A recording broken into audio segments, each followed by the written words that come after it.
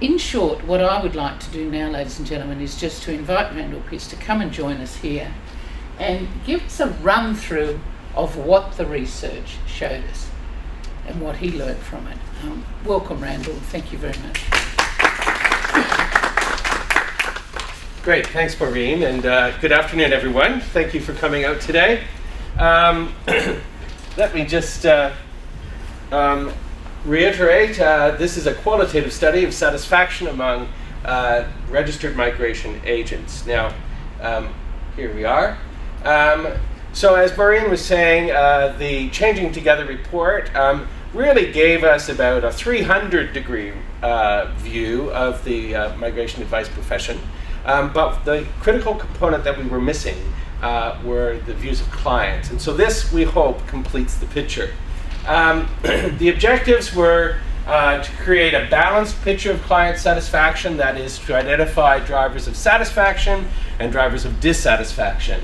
To provide insights into client attitudes and the language that they use to talk about working with a registered migration agent, and also to lay the groundwork for future quantitative research, should that lay in the future plans. We held 5 discussion groups. 3 were in Sydney, 2 were in Melbourne.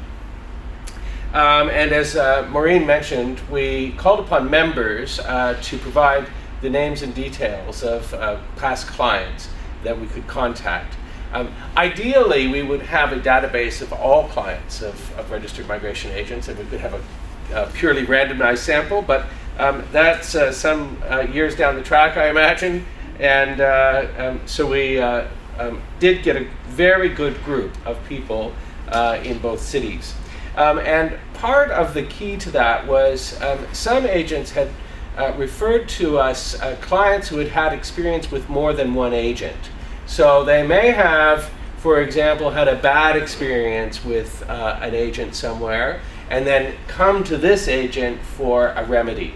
And those people were able then to compare and contrast the experiences that they had both unsuccessful and then ultimately successful. So they were quite articulate about the things that delighted and disappointed, or disappointed and delighted them about their experience.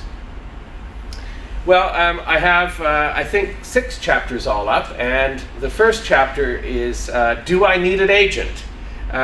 What is the perceived value of registered migration agent services?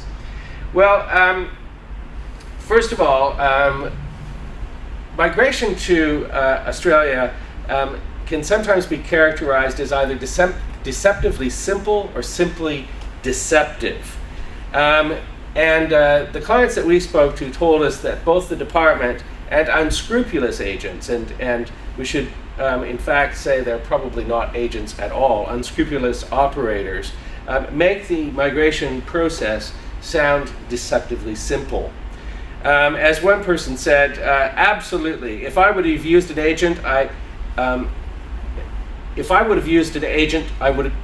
I had used an agent the first time, I wouldn't have had to do it all over again. However, a friend of mine worked at the department, and she said, you know, the system is simple. The website takes you through it step by step. You shouldn't have a problem. And my uncle said, yes, we'll sponsor you and you'll come in as a family. Now, unfortunately, their advice was completely wrong and led this person down a really treacherous trek, ultimately being turned back and then finding another agent and finally being successful after spending a lot of time and money. Now, time is a real cost for people who are engaged in migrating to this country, and they told us that lost time, stumbling around in the dark, is the real cost that's imposed on waiting applicants, in addition to the fees that they're charged. And as we go through this, I'm reading out quotes from people in the discussion groups. This person said, the burden is the weight and the anxiety. I have seen people wait 2 years and they still don't get it. Can you imagine 2 years of your life wasted just like that? So there is a inbuilt need for people to have agents because these are momentous life decisions, and they need to get on with things. And so therefore the key selling point is the risk of not being accepted. And it's not clear, I don't think, to applicants. And I should mention that I am a client of a registered migration agent some years back. But it's not clear to the prospective migrant that if you make a wrong decision or if you lodge something incorrectly, that you may not have a second chance. So this idea of risk is a very compelling selling point. A international student said this. She said, "It's an absolute fortune, particularly for international students. We pay high fees in the first place. We really can't work that much to offset the cost or to help sustain ourselves. We even pay tax on what we make. Then we have to pay high fees to DIMIA and to agents. But the wait is the most excruciating part of all." Well, then people said to us that the departmental website further underplayed the complexity of migration to this country and underplayed the consequences of not doing it appropriately. This person was relying on the website when they initially made their application, and they said, "The mistake I made was not to send in the IELTS exam results with the application. You see, other things you can send along after. I just didn't know about the IELTS result. I had sat this exam 4 weeks later, but I just didn't have the results by the time I applied. I thought I could send them in later." Now, this chap ultimately ended up being notified that he'd be deported within a week.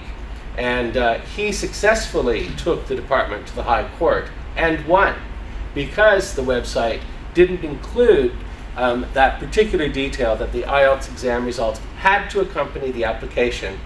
But his experience, while it ended happily for him, may have ended badly for dozens and dozens of other people who hadn't used agents. So it's these small details which agents can catch, which someone couldn't self-manage on their own.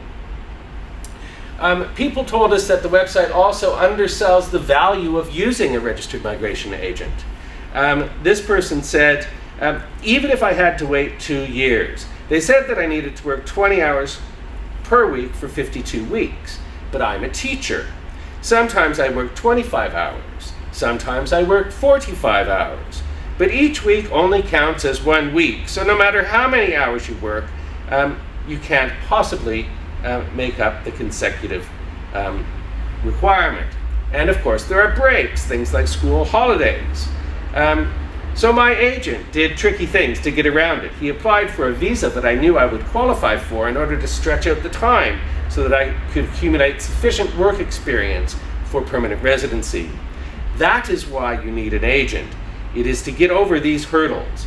You would never know to do that yourself if you just read the website." So this notion that unless your case is absolutely straightforward and simple, you could be making a terrible mistake by not hiring an agent. That the website can't ever explain the intricacies of every professional situation, even for large